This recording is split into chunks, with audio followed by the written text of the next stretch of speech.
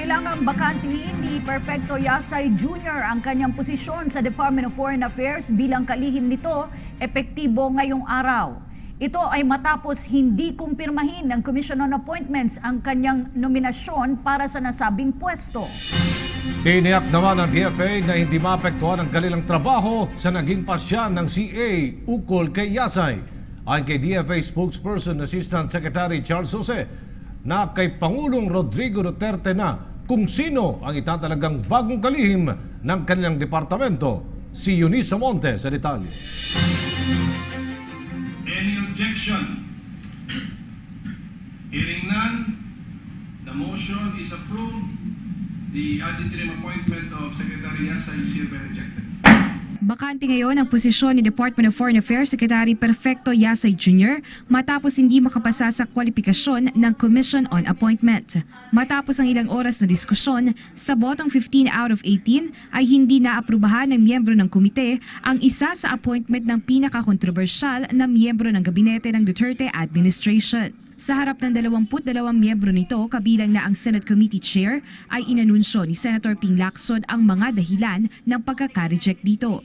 Isa na nga dyan ang umano'y di pagsasabi ng totoo ng kalihim tungkol sa kanyang kontrobersyal na US citizenship. It is not on whether or not I lost my American citizenship because American law applies there, but it is on the question of whether or not I lost my Filipino citizenship.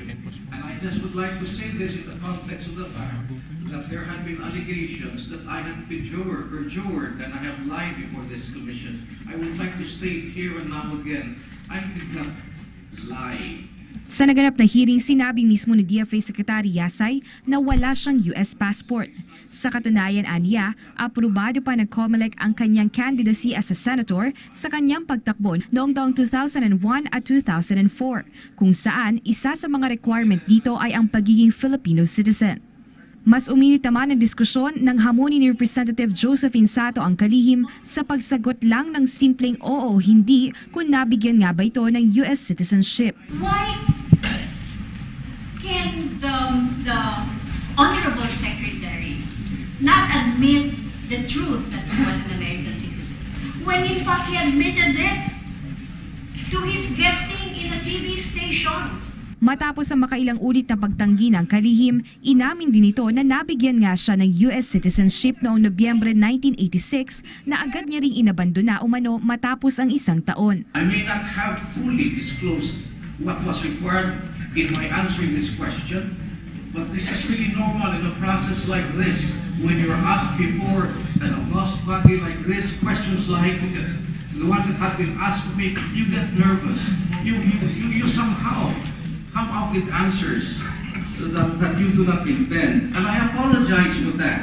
Ayon kay Senator Lacson, hindi na maaring magsilbi bilang Foreign Affairs Secretary si Yasay, ngunit maaari pa rin naman itong magsilbi sa gobyerno kung bibigyan ng ibang posisyon ni Pangulong Rodrigo Duterte. Dagdag pa ni Senator Lacson, maaari ring makasuhan si Secretary Yasay dahil sa naging pagbabago-bago nito ng pahayag at sa pagsisinungaling umano nito sa kabila ng sinumpaang salaysay. Anybody, any taxpayer can file a perjury case. No, I don't think the CA will resort to filing a perjury case against him. Samantala, tiniyak naman ng DFA na hindi maaapektuhan ng mga gawain ng ahensya sa kabila ng mga mangyayaring pagbabago. Para sa PTV News, Eunice Monte.